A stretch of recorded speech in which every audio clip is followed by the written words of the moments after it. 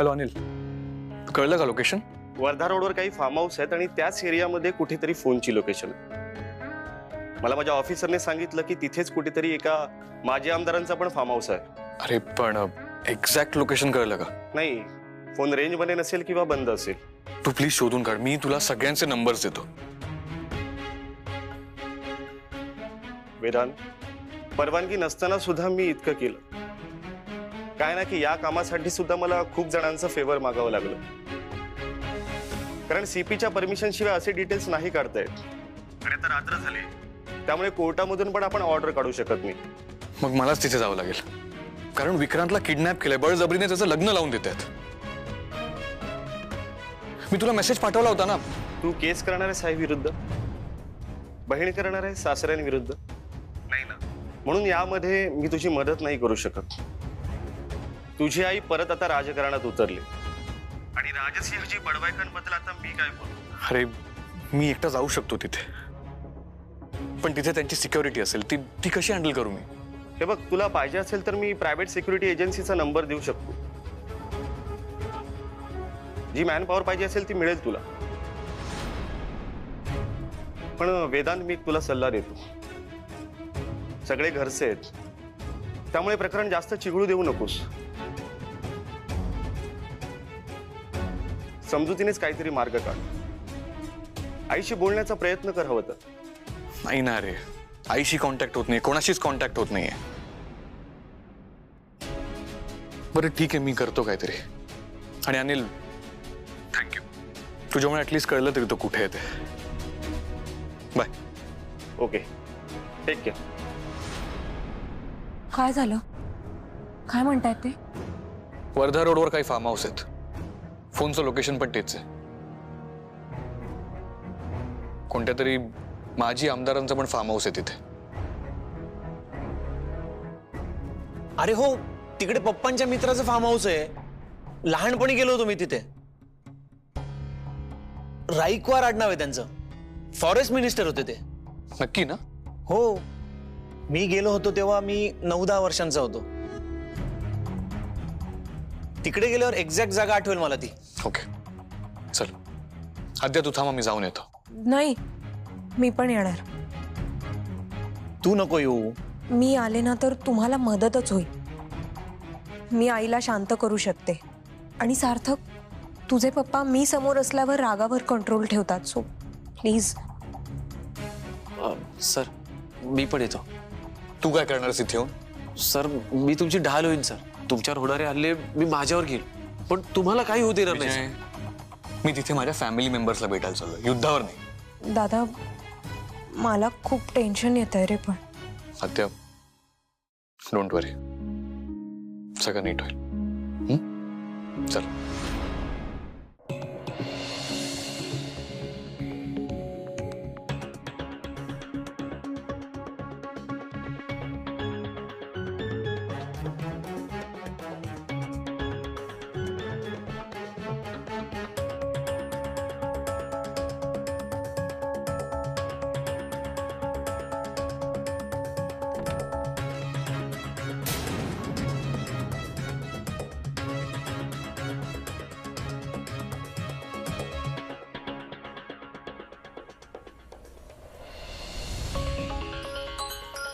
दादा, अमूल्याचा फोन आहे.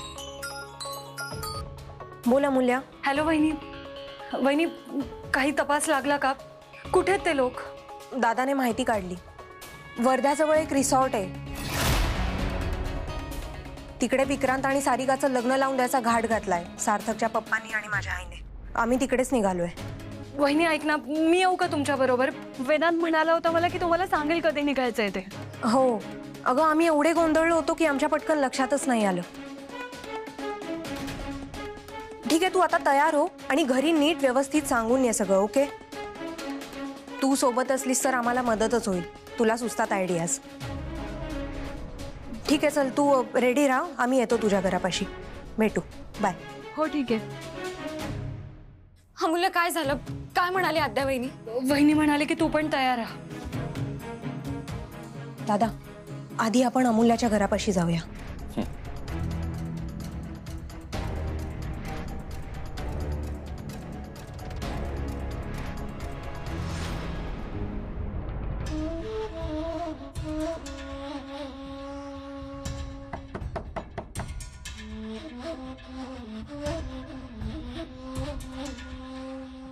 कोण आहे?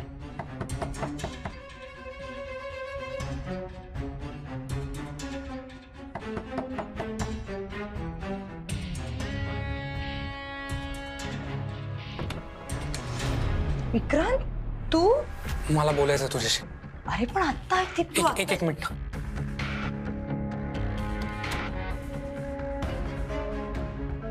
अरे तू आत्ता इथे काय करतोयस? तुला कोणी बघितलं तर? बघू देत. तसंही तुझ्या पप्पांचे गुंड ना सगळीकडे फिरतायत. बघून काय करतील? मारतील ना मला. मारू देत. मी मेलो ना तर सगळे प्रश्न तरी संपतील. विक्रांत, आपलं लग्न होणार आहे. तू अशा मरायच्या गोष्टी वगैरे नको करू. आपल्याकडे वेळ नाहीये. मी तुझ्या रूम मध्ये आलोय हे तुझ्या पप्पांना कळता कामा नये. हे जे काही चालू आहे ना ते तुला कळू नये असं वाटतंय त्यांना. काय बोलतोयस तू नक्की? काय कळू द्यायचं नाही? मी सांगतो, सगळं सांगतो. हे बघ सारिका, तू आत्ता आजारी आहेस. तुला कदाचित आठवत नसेल किंवा कळत नसेल तर मी सांगतो. गेले काही दिवस तू आपल्या लग्नाची स्वप्न बघतेस. सतत भास होत आहेत तुला. तुझी ट्रीटमेंट पण सुरू आहे. आणि म्हणून तुझ्या पप्पांना असं वाटतंय की जर का आपलं लग्न झालं तर तू बरी होशील. हे बघ, मला कळतंय तुझ्या पप्पांसाठी तू खूप महत्वाची आहेस, पण म्हणून माझा बळी का देत आहेत ते? उद्या ते आपलं लग्न लावणार आहेत आणि तेही कोणालाही न सांगता. आणि म्हणून ते आपल्याला इथे घेऊन आलेत. यात माझी आई सुद्धा सामील आहे. कळतंय का तुला? अगं, कोणालाच बोलवलं नाहीये लग्नाला. तुला दिसलं का माझ्या घरचं कोणी इथे? माझी आजी, दादा कोणीच नाहीये. माझ्यासोड तुझ्या फॅमिलीतलं तरी कोण आहे इथे? हा सांग ना, कुठे सार्थक, कुठे आद्या? इथे कोणीच नाहीये, कारण कोणाला काही माहितीच नाहीये. त्यांना माहितीये की हे सगळं चुकीचं आहे, म्हणून त्यांनी कोणाला काही कळूच दिलं नाहीये.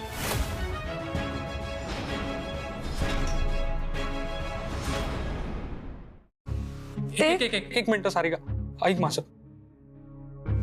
हे बघ सारिका, माझं तुझ्यावर प्रेम नाहीये आणि हे सगळं माझ्या मनाविरुद्ध चाललं. माझ्या रूमच्या बाहेर गुंड ठेवलेत तुझ्या पप्पांनी. मी रूम बाहेर गेलो तर गोळ्या झाडतील अशी धमकी दिली त्यांनी मला. हे असं असतं का लग्न? हे असं धमक्या देऊन, हे अशा कुठल्या तरी अज्ञात ठिकाणी आणून, कोणाला बाहेर कोणाला काहीच कळू नये म्हणून आपल्या सगळ्यांचे फोन सुद्धा काढून घेतलेत त्यांनी. हे सगळं दोन हट्टी माणसं करतायत. माझी आई आणि तुझे पप्पा, आणि तेही तुझ्या हट्टासाठी.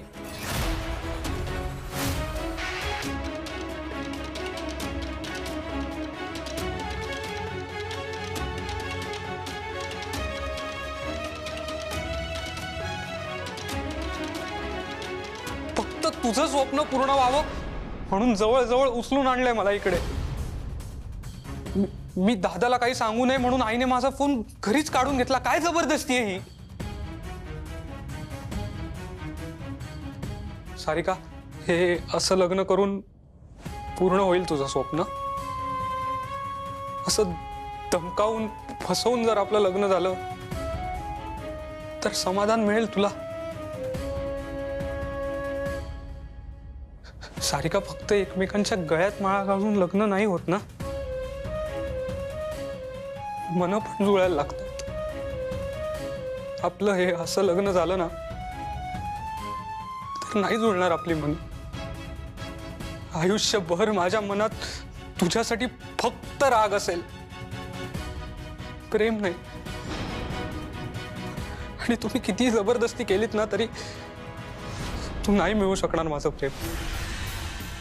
उद्या माझ्या डोक्याला बंदूक लावून तुम्ही मला मंडपात उभं कराल, लग्न लावून द्याल, पण तेव्हा माझं फक्त शरीर असेल तुझ्या बरोबर, मन नाही. सारिका, माझं फक्त आणि फक्त आरतीवर प्रेम आहे. आणि माझं तिच्याशी लग्न नाही झालं ना तर माझ्या जगण्याला काहीच अर्थ उरणार नाही. आयुष्यभर एखाद्या प्रेतासारखा जगेन मी तुझ्या बरोबर. वेदांत, कॉफी? कॉफी? अरे हो, मी घरूनच घेऊन आले होते. तू कॉफी घे, तुला बेटर फील होईल. नाही नकोय. अरे पण तू बऱ्याच वेळापासून ड्राईव्ह करतोस. कॉफीने खरंच बेटर फील होईल तुला. बरं ठीक आहे.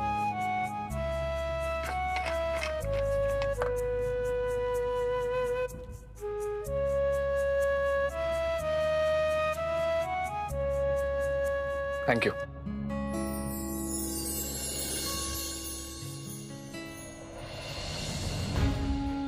सारिका, प्लीज प्लीज नीट विचार कर. आपलं लग्न झालं ना तर आपण कोणीच नाही सुखात राहू शकणार. ना तू, ना मी, ना आरती.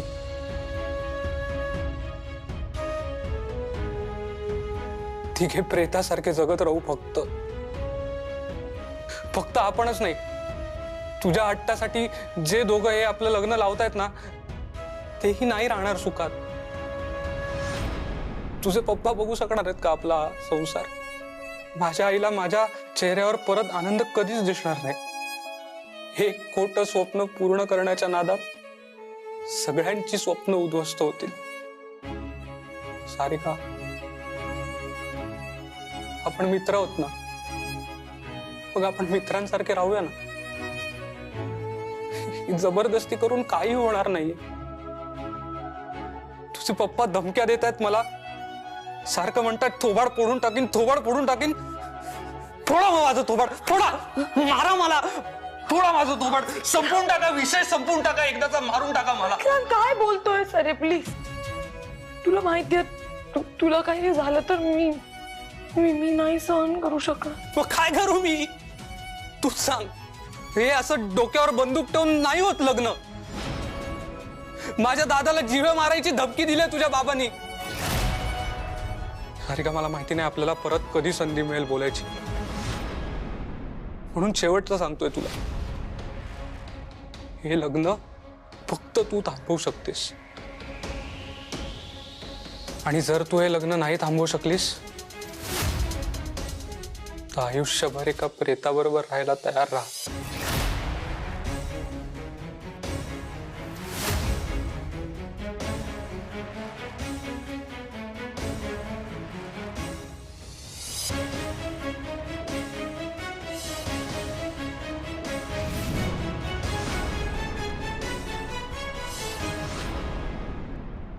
मी करू का ड्राईव्ह? म्हणजे तू थकला असशील ना. आधीच इतका प्रवास झालाय तुझा. त्यात 2 दिवस बाहेर होतास, तिकडे खूप काम असतील ना. अगं मी ठीक आहे. आणि तसंही वर्धा किती लांब आहे, सवय आहे मला. अरे हो, सवयीचा प्रश्न नाहीये, पण आधीच इतकं टेन्शन आहे. आणि ऍक्च्युली ड्राईव्ह करताना मी रिलॅक्स्ड असतो.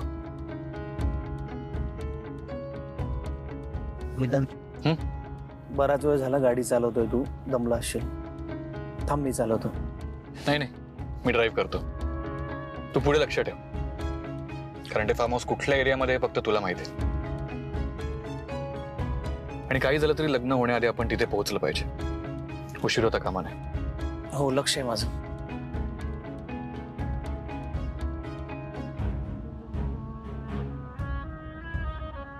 दादा, तुला देऊ का कॉफी? नाही, नको मला.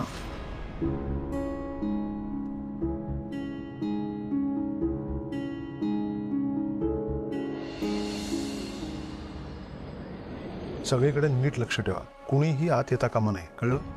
आणि सनईवाले आले?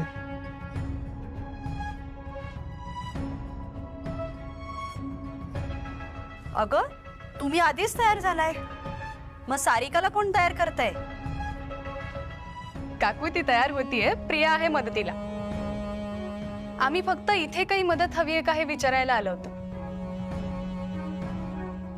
काही काम असेल तर सांगा. सांगते ना मी तुम्हाला.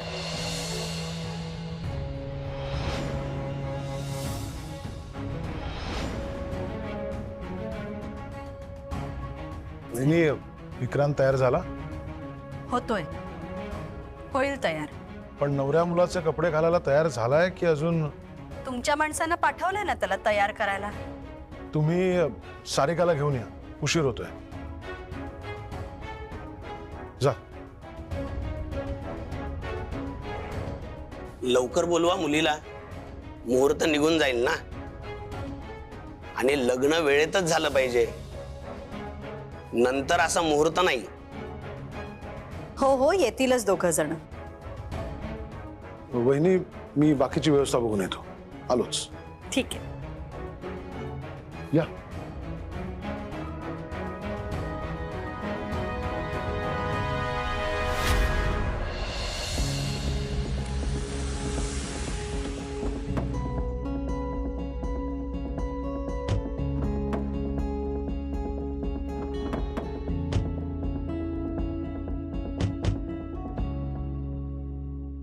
इकडेच कुठेतरी आहे. एक्झॅक्टली आठवत नाहीये.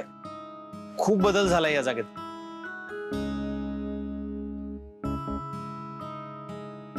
दादा,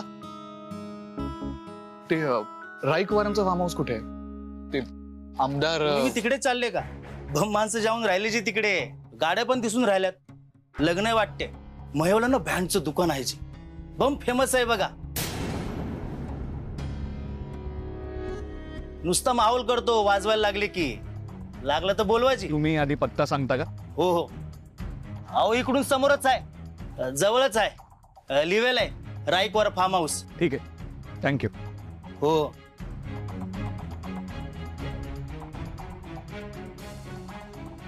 आपण गाडी इथेच लावूया, कारण तिथे बाउन्सर्स असतील आणि त्यांना कळलं नाही पाहिजे की आपण आलो. हो बरोबर आहे सर. बरोबर बोलतोयस तू. आता आपण तिघच जाऊयात. तसे मला बघितल्यावर कोणी थांबवणार नाही.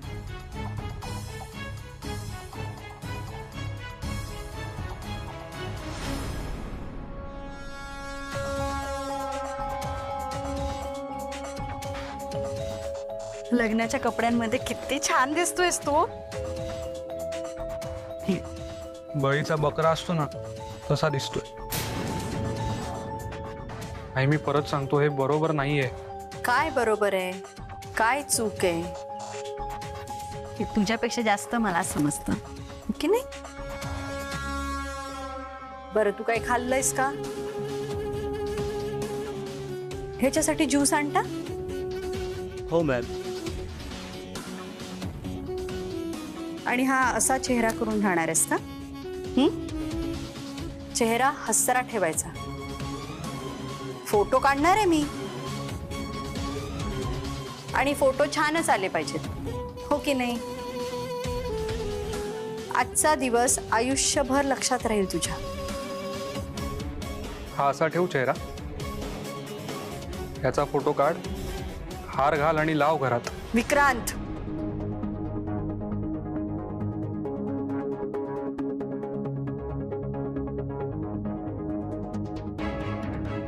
नकोय मला. एक दिवस उपाशी राहिलो तर मरणार नाहीये मी. No problem. नको पिऊस. नवरीने उपास केलाच आहे, तू पण कर. पण एक गोष्ट लक्षात ठेव, आता कितीही वेडेपणा केलास, कितीही हट्टीपणा केलास, तरी हे लग्न होणारच. पिऊन घे.